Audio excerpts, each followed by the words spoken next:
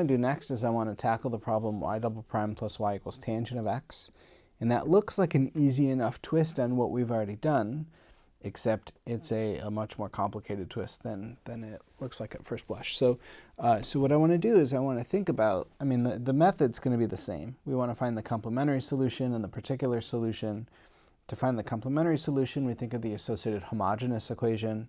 That's going to have characteristic equation r squared plus 1 equals 0.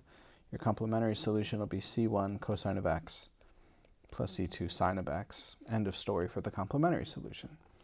To find the particular solution, that's going to be more involved. And it turns out that there's no nice superposition, just fails miserably when we do this problem. So what we have to do is we have to come up with another method, and that method is what's called a variation of parameters.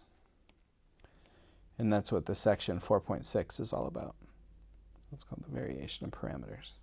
So the way that this is going to work, and the types of problems that we're going to look at, are linear second order non-homogeneous problems. So things like y double prime plus p of x y prime plus q of x y equals capital F of x. And what the variation of parameters method is going to do for us is it's going to help us find particular solutions to the equation. So we're looking at a second order linear differential equation. Let's suppose that we've already solved we've already found the complementary solution. Let's suppose that y1 and y2 are two linearly independent.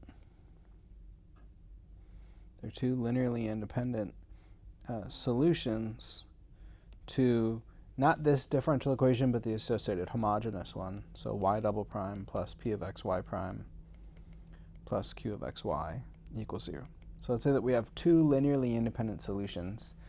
Given that, then we can find the particular solution using the following formula. So recall that the Wronskian of y1 and y2, I'm going to call that w. So this is let's say the Wronskian of y1 and y2. And that's going to be non-zero because y1 and y2 are linearly independent. So just recall that I'm going to let w be the Wronskian there.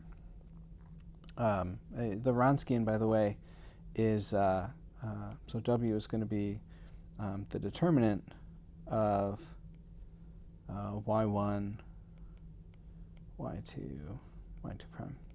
So it's going to be the determinant of this matrix, which is going to be y1, y2 prime minus y1 prime, y2. So there we go. So that's the Wronskian of y1 and y2, and therefore the particular solution that we're going to get is going to follow. It's going to follow the. It's going to be this.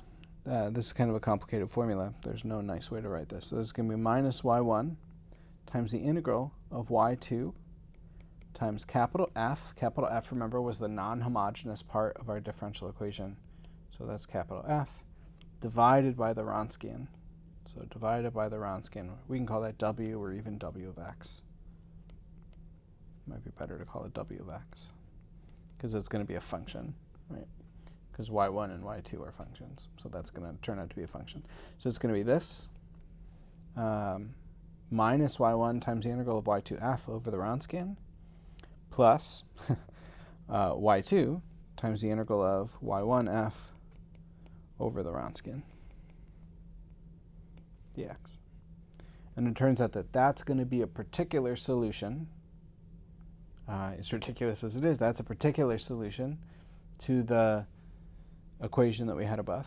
Okay, so this right here is called variation of parameters. Really, it's just a formula. Even if this were a regular in-person class, I would give you this formula. I don't expect you to memorize this in any way. Certainly because our exams are going to be open book, you have access to this formula anyway. So that's what that is. So in the next video, let's go back and let's tackle that problem y double prime plus y equals tangent of x.